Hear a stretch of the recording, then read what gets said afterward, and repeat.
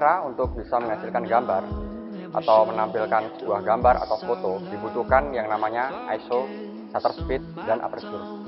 Dan kali ini saya akan menjelaskan apa itu segitiga exposure atau yang disebut juga dengan ISO, shutter speed, dan aperture. Yang pertama adalah ISO. ISO adalah ukuran tingkat sensitivitas sensor kamera terhadap cahaya. Jadi, semakin tinggi settingan ISO, maka gambar akan semakin terang. Dan fungsi ISO adalah mengatur berapa gelap terang cahaya yang akan diproses di kamera. Dan yang kedua adalah shutter speed. Shutter speed adalah kecepatan rana atau durasi kamera membuka sensor untuk menyerap cahaya. Maka, semakin lama kamera membuka, semakin banyak cahaya yang akan masuk. Namun, apabila semakin singkat waktu durasi cahaya yang masuk, semakin sedikit cahaya itu masuk ke dalam lensa kamera.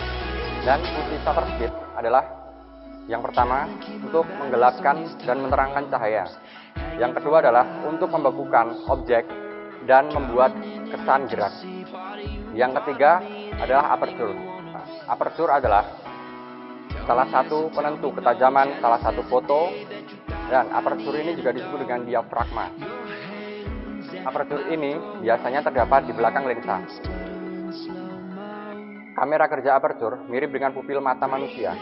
Semakin banyak cahaya yang masuk, maka semakin kecil diameter pupil. Fungsi aperture adalah untuk mencegah overexpose saat memotret benda dekat atau makro. Yang kedua adalah untuk mencegah cahaya masuk terlalu banyak di lensa kamera. Dan yang harus kalian tahu, ini cukup penting untuk foto dan video, adalah pencahayaan.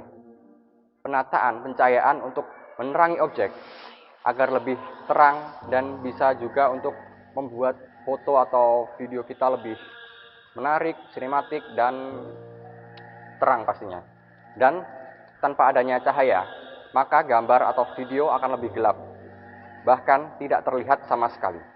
Dan untuk fungsi pencahayaan yaitu memberikan kesan dramatik atau sinematik dan tentunya menerangkan objek.